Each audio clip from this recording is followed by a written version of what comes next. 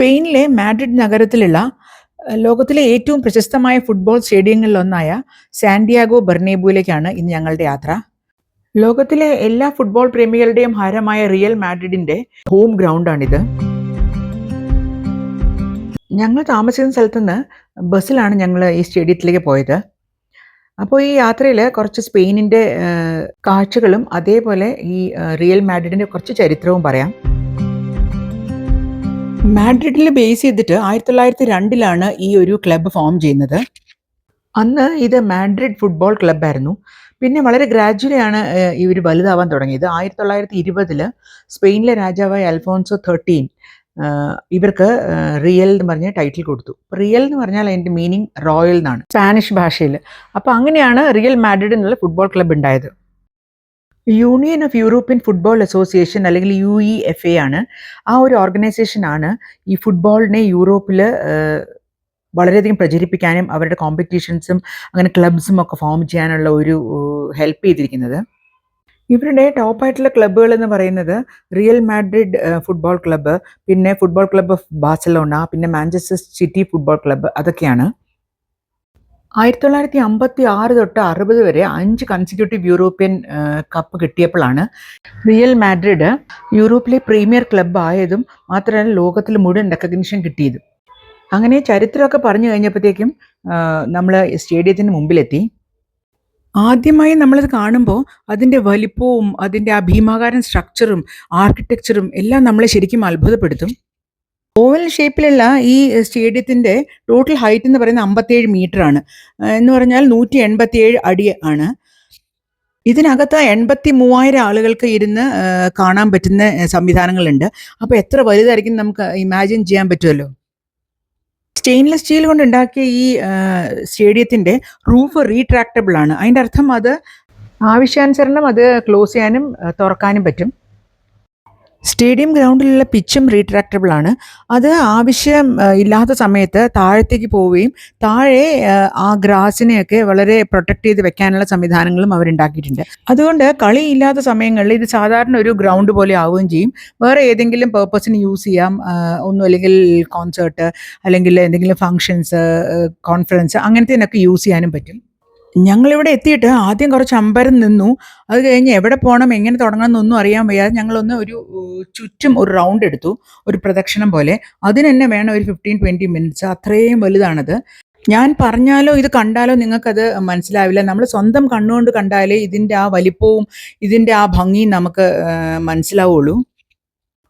ഇതാണ് വളരെ ദൂരത്തുനിന്ന് കാണുന്ന ആ ഒരു വ്യൂ. ഇപ്പോഴേ നമുക്ക് ശരിക്കും മനസ്സിലാവാൻ പറ്റുള്ളൂ. അടുത്ത് പോയി കഴിഞ്ഞാൽ നമുക്ക് അത്രയ്ക്ക് മനസ്സിലാവില്ല. റിയൽ മാഡ്രിഡിൻ്റെ ലോഗോ ആണിത്. അപ്പോൾ സൂക്ഷിച്ച് നോക്കിയാൽ നമുക്ക് അതിനകത്ത് MCF എന്ന് എഴുതിയിരിക്കുന്നത് കാണാം. ഞാൻ നേരത്തെ പറഞ്ഞ പോലെ അൽഫോൺസോ 13 എന്ന് പറഞ്ഞ രാജാവ്, സ്പെയിനിൻ്റെ രാജാവ്, ഇവർക്ക് ടൈറ്റിൽ കൊടുത്തതിന് ശേഷമാണ് മുകളിലൊരു കിരീടം വെച്ചത്. റിയൽ മാഡ്രിഡിൻ്റെ ചരിത്രത്തിലെ ഏറ്റവും ബഹുമാന്യനായ ഒരു വ്യക്തിയായിരുന്നു സാന്റിയാഗോ ബെർണാബോ. അപ്പോൾ അദ്ദേഹം ഈ ക്ലബിന് വേണ്ടി കളിച്ചിട്ടുമുണ്ട്. വളരെ കാലം ഇവരുടെ ക്ലബിൻ്റെ പ്രസിഡൻ്റായിട്ടും ഉണ്ടായിട്ടുണ്ട്. 1947 ഈ സ്റ്റേഡിയം ആദ്യമായിട്ട് ഉണ്ടാക്കിയത്. പക്ഷേ അതിൻ്റെ റിനോവേഷനും അതും ഒക്കെ ചെയ്യാനും അതിന് വേണ്ടി പിന്നിൽ പ്രവർത്തിച്ചതും ഈ സാന്റിയാഗോ ബെർണാബോ ആയിരുന്നു. അപ്പോൾ അദ്ദേഹത്തിൻ്റെ സ്മരണയ്ക്കായിട്ടാണ് ഈ പുതിയ മോഡേൺ സ്റ്റേഡിയത്തിന് സാന്റിയാഗോ ബെർണാബോ സ്റ്റേഡിയം എന്ന് പേരിട്ടിരിക്കുന്നത്. അപ്പോൾ ഞങ്ങൾ അവിടെ 4 എൻട്രൻസ് ആണ് ശരിക്കും തുറന്നു വെച്ചിരിക്കുന്നത് കണ്ടത്. അപ്പം ഞങ്ങൾക്ക് എവിടെ കയറണം എന്നൊന്നും അറിയാൻ വയ്യാത്തതുകൊണ്ട് ഞങ്ങളൊരു എൻട്രൻസ് കൂടി അങ്ങ് അകത്തേക്ക് കയറി. അകത്തേക്ക് കയറിയപ്പോൾ ഞങ്ങൾ പോയ എൻട്രൻസിൽ ഒരു ലോബി ആയിരുന്നു, ഒരു വലിയൊരു ലോബി. അവിടെ ഇങ്ങനെ 360 ഡിഗ്രീസിൽ പിന്നെ ഡിസ്പ്ലേ വെച്ചിട്ടുണ്ട്. അതിൽ ഇങ്ങനെ ഓരോ മാച്ചുകൾ പ്ലേ ചെയ്തുകൊണ്ടേ ഇരിക്കുകയാണ്. ഓരോ പ്രാവശ്യം ഇവർ ജയിച്ചതും കപ്പ് കിട്ടിയതും. അപ്പോൾ എല്ലാവരും ഇങ്ങനെ ആ ഓരോ മാച്ചിൽ അവരുടെ കപ്പ് കിട്ടുന്നതൊക്കെ കണ്ടിങ്ങനെ കോരിത്തെരിച്ച് നിൽക്കുകയാണ്. ഞങ്ങൾ വലിയ ഫുട്ബോൾ ഫാൻസ് ഒന്നും അല്ല, എന്നാലും നമുക്കത് കണ്ടപ്പം നമുക്കും വളരെയധികം ആ ഒരു ഫീൽ ഉണ്ടല്ലോ, അത് നമുക്ക് പറഞ്ഞറിയിക്കാൻ പറ്റില്ല. അവിടെ ചെന്നിട്ട് നമുക്കും ഇങ്ങനെ ഒരു എന്താ പറയുക, കോരിത്തെരിച്ചു എന്ന് തന്നെ പറയാം.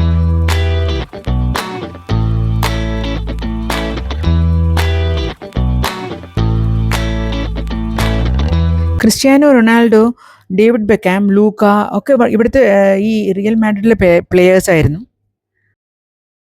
അപ്പോൾ ഞങ്ങളും അങ്ങനെ അതൊക്കെ കണ്ട് അവിടുത്തെ ആ ഒരു എന്താ പറയുക, ആ ഒരു അറ്റ്മോസ്ഫിയറൊക്കെ ഒന്ന് ഫീൽ ചെയ്ത് നമ്മളിങ്ങനെ കുറച്ച് നേരം അവിടെ നിന്ന് ഫോട്ടോസൊക്കെ എടുത്തു. പിന്നെയാണ് നമുക്ക് മനസ്സിലായത് ഇത് മുകളിലുള്ളൊരു മെഗാ സ്റ്റോറിൻ്റെ എൻട്രൻസ് ആണ്. ആ മെഗാ സ്റ്റോർ എന്ന് പറഞ്ഞാൽ ഈ ഫുട്ബോൾ റിലേറ്റഡ് ആയിട്ടുള്ള എല്ലാ സാധനങ്ങളും അവിടെ കിട്ടും. വളരെ വലിയ സ്റ്റോറാണ്, 2800 സ്ക്വയർ ഫീറ്റ് ഒക്കെ ഉള്ള ഒരു വലിയ ഒരു സ്റ്റോറാണത്. അവിടുന്ന് നമുക്ക് മുകളിൽ കയറി പോയാലാണ് ആ ഒരു ഏരിയ വരിക. അപ്പം ഞങ്ങൾ ആ മെഗാ സ്റ്റോറിലേക്ക് പോകാനായിട്ട് മുകളിൽ കയറി. അത് ശരിക്കും ഒരു ഫുട്ബോൾ ലവേഴ്സിൻ്റെ ഒരു പാരഡൈസ് ആണ്. അവിടെ എല്ലാ ഫുട്ബോൾ മെർച്ചൻഡൈസും കിട്ടും. നമുക്ക് എന്ത് സാധനം വേണമെങ്കിലും റിയൽ മാഡ്രിഡിൻ്റെ ലോഗോ ഒക്കെ വെച്ചിട്ടുള്ളത് അവിടെ കിട്ടും. എല്ലാം വളരെയധികം എക്സ്പെൻസീവ് ആണ്. സാധാരണ ഒരു ടീഷർട്ടിനൊക്കെ ഒരു 5000 റുപ്പീസ് കൊടുത്താലേ കിട്ടുള്ളൂ. കാരണം എല്ലാത്തിനും റിയൽ മാഡ്രിഡിൻ്റെ ലോഗോ ഉണ്ടല്ലോ.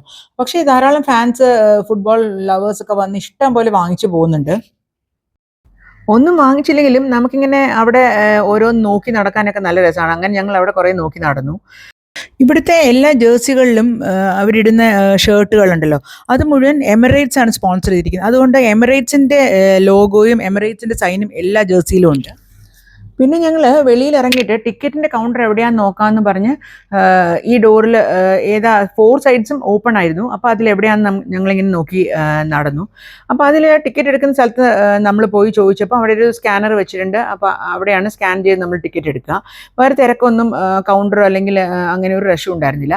പക്ഷേ സ്കാനറിൽ ഞങ്ങൾ നോക്കിയപ്പോഴാണ് മനസ്സിലായത് ഒരാൾക്ക് INR 7500 റുപ്പീസ് വരും. അപ്പോൾ നമുക്ക് 2 പേർക്ക് എടുക്കണമെന്നുണ്ടെങ്കിൽ 15,000 റുപ്പീസോളം വരും. അപ്പം ഞങ്ങൾ ഒന്ന് വേണോ വേണ്ടയോ എന്നൊരു സംശയിച്ചു. 15,000 ഒരു വലിയ എമൗണ്ട് ആയതുകൊണ്ട് ഞങ്ങൾ അകത്ത് കയറണ്ടെന്ന് തന്നെ തീരുമാനിച്ചു. അപ്പോൾ കാരണം അവിടുത്തെ ഡിസ്പ്ലേയിലൊക്കെ നമുക്ക് ഏകദേശം മനസ്സിലായി അകത്ത് എന്താണുള്ളത് എന്നൊക്കെ. അപ്പോൾ നമുക്ക് ഏകദേശം ആ ഒരു സ്റ്റേഡിയത്തിൻ്റെ ഫീൽ നമുക്ക് കിട്ടി. നമ്മൾ അവിടുത്തെ വന്ന് എല്ലാം കാണുകയൊക്കെ ചെയ്തു. അപ്പോൾ ഇനി 15,000 മുടക്കിയിട്ട് അകത്ത് കയറണ്ട എന്നുള്ള തീരുമാനമാണ് നമ്മൾ അവസാനം എടുത്തത്. അപ്പോൾ ടിക്കറ്റ് എടുത്ത് നമ്മൾ സ്റ്റേഡിയം കാണാൻ പോവുകയാണെങ്കിൽ അവിടെ കാണാനുള്ള സാധനങ്ങൾ എന്താണെന്ന് വെച്ചാൽ ഈ ട്രോഫിയുടെ ഒരു മ്യൂസിയം ഉണ്ട്. പിന്നെ സ്റ്റേഡിയത്തിൻ്റെ പനോരമിക് വ്യൂ കിട്ടും. പിന്നെ മാത്രമല്ല ഒരു എക്സിബിഷനും ഉണ്ട്. പിന്നെ പ്ലെയേഴ്സ് സ്റ്റേഡിയത്തിലേക്ക് പോകുന്നതിൻ്റെ ഒരു ടണല്, ചേഞ്ചിങ് റൂംസ്, അവരുടെ ബെഞ്ച് ഏരിയ, പിന്നെ കോൺഫറൻസ് റൂം, അതൊക്കെയാണ് മെയിനായിട്ട് അവിടെ കാണാനുള്ളത്. ഉറപ്പായിട്ടും ഈ 7500 വെർത്തായിരിക്കും. പക്ഷേ നമുക്ക് അത്രയും ഒരു ഫുട്ബോൾ ലവേഴ്സ് അല്ലാത്തത് കൊണ്ട് നമുക്കതിനൊരു നമ്മുടെ വാല്യൂ ഫോർ മണി ആയിട്ട് തോന്നിയില്ല. പക്ഷേ ഫുട്ബോൾ ലവേഴ്സിന് 100% ഷുവറാണ് അവരത് വളരെയധികം എൻജോയ് ചെയ്യും. മാത്രമല്ല അവരുടെ ഒരു വൺസ് ഇൻ ലൈഫ് ടൈം ആഗ്രഹമായിരിക്കും അത്. പിന്നെ അകത്ത് ഓരോ മാച്ചും ഇവർ ജയിച്ച ഓരോ മാച്ചും ഇയർ വൈസ് ആയിട്ട് അവർ ലാസ്റ്റ് എടുത്ത ഗോളും ആ ഒരു ജയിക്കുന്ന ആ ഒരു നിമിഷം ഉണ്ടല്ലോ, അതിങ്ങനെ എല്ലാ സ്ഥലത്തും അവർ പ്ലേ ചെയ്തുകൊണ്ടേ ഇരിക്കുന്നുണ്ട്. അതൊക്കെ ഒരു വലിയൊരു മൊമെൻ്റ് ആണ്. നമുക്ക് അതൊക്കെ ഇങ്ങനെ അവിടെ പോയി കാണാൻ പറ്റുക എന്ന് പറയുന്നത് ശരിക്കും ഫുട്ബോൾ ലവേഴ്സിനൊക്കെ അത് മസ്റ്റ് വിസിറ്റ് ആണ് ഞാൻ പറയുകയാണെങ്കിൽ. അപ്പോൾ അങ്ങനെയൊക്കെയാണ് അതിനകത്തുള്ളത്. പിന്നെ 360 ഡിഗ്രിയിലുള്ള അവരുടെ ആ ഡിസ്പ്ലേ ബോർഡ് കാണാം. പിന്നെ പിച്ച് നമുക്ക് കുറച്ചടുത്ത് പോയി കാണാം. അപ്പോൾ മുകളിൽ നിന്നുള്ള ആ ഒരു വ്യൂ അതൊക്കെ മസ്റ്റ് സീ ആണ് ആക്ച്വലി. പക്ഷെ നമുക്കത് കുറച്ചൊരു എക്സ്പെൻസീവ് ആയിട്ട് തോന്നിയതുകൊണ്ടാണ് നമ്മൾ പോവാത്തത്.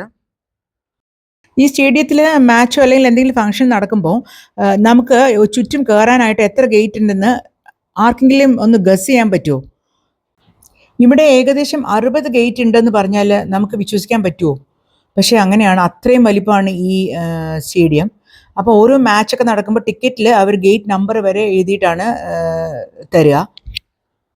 ലോകത്തിലെ ഇത്രയും വലിയൊരു സ്റ്റേഡിയത്തിൻ്റെ പുറമേ ആണെങ്കിൽ പോലും ഒരു ചെറിയ ടൂർ ചെയ്യാൻ പറ്റിയല്ലോ എന്നുള്ളൊരു സന്തോഷത്തിലാണ് ഞങ്ങൾ ഇവിടുന്ന് പോയത്.